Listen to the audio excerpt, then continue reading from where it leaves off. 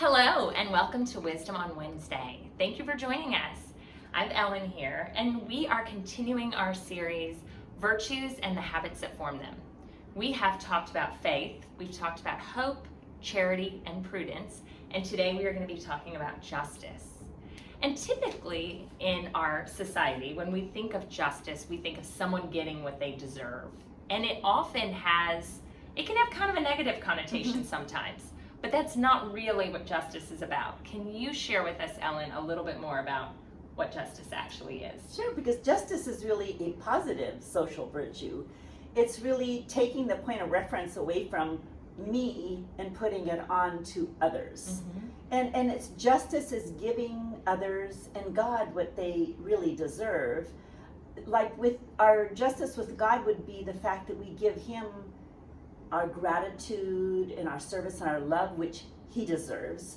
And justice with others is doing right by people and not doing any wrong by them.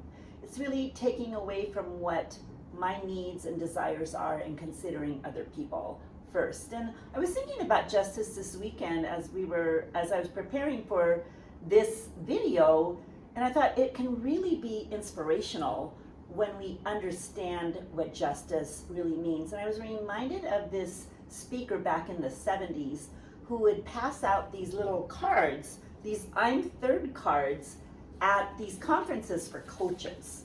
Oh. And he would pass them out, and one of the coaches who took them was a track coach from Kansas, and he laid it on his desk under a glass blotter, and his players would come in and ask him about him, and he would explain to them that it's God first, others second, and I'm third. And he would use that as a way of just training up his teams. And of course they would wonder, like, why do we want to be third? And after he explained to them, they understood it. And what was neat about it is that one of the track stars who went into his office was a man by the name of Gale Sears, who went on to be a professional football player for the Chicago Bears. And he went on to write the book, I'm Third, which inspired the movie Brian Song. He was a roommate to Brian Piccolo, who struggled with cancer, and just how faith brought him, brought them through the journey. So I love that. But anyway, my husband was sitting by this speaker by accident on a plane flying home from college, and he handed him a card. So my husband kept this card on his desk with his students, and as he coached, and he decoupaged it on himself years ago. So this is why I have this little card right here. This is from that speaker.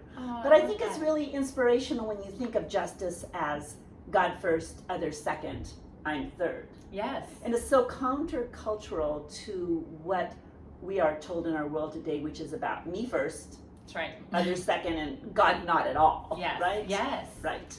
And I love that story. And that's such an important thing, to think about for our student athletes. Right. That they have this in their mind. And so let's kind of, as we've done in our past videos, let's think about what the ways we can model this for our students and our children.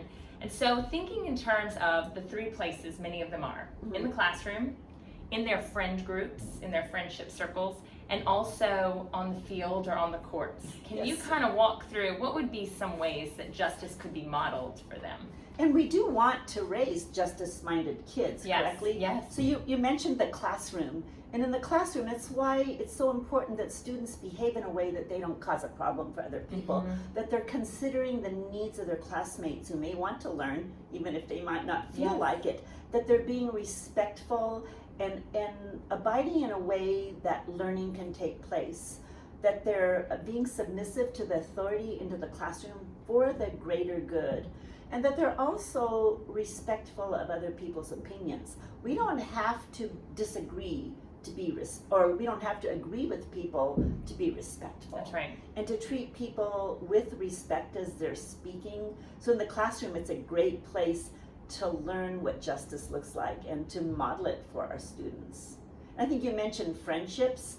I think about all of the social cliques that can happen in schools, and how there's a verse in Leviticus that struck out to me. Leviticus 19:15 says that we are to give partiality neither to the poor or the great.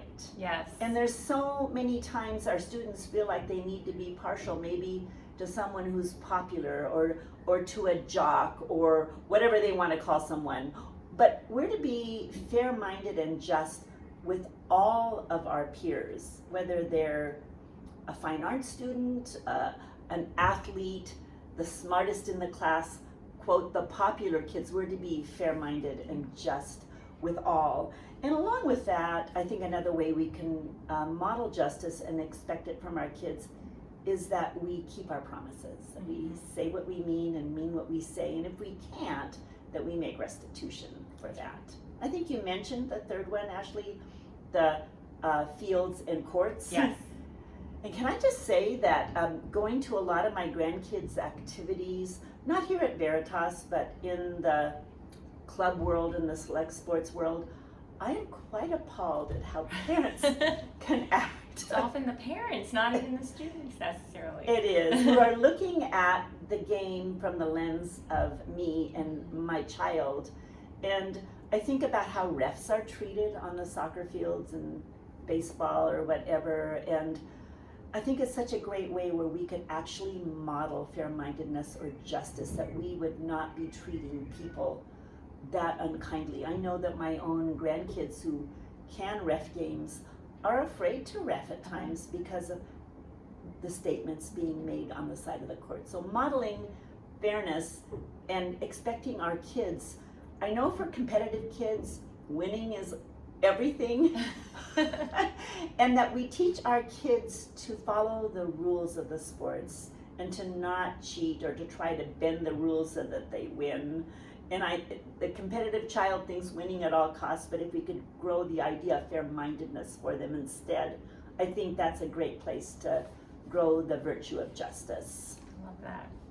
And we're all sinful. And so in all of these instances, in the classroom, in friendships, on fields and courts, we're going to not always model this correctly. And our kids are not always going to be acting in the most virtuous sense. And so part of being just is admitting when we're wrong, being humble, repairing any wrongdoing, right? And so that brings me to our final verse in Micah 6:8. He has told you, O man, what is good, and what does the Lord require of you, but to do justice and to love kindness and to walk humbly with your God. Because we at Veritas and you as parents, we are all just trying to model this behavior, model being just, model being humble. Thank you for joining us. We'll see you next week.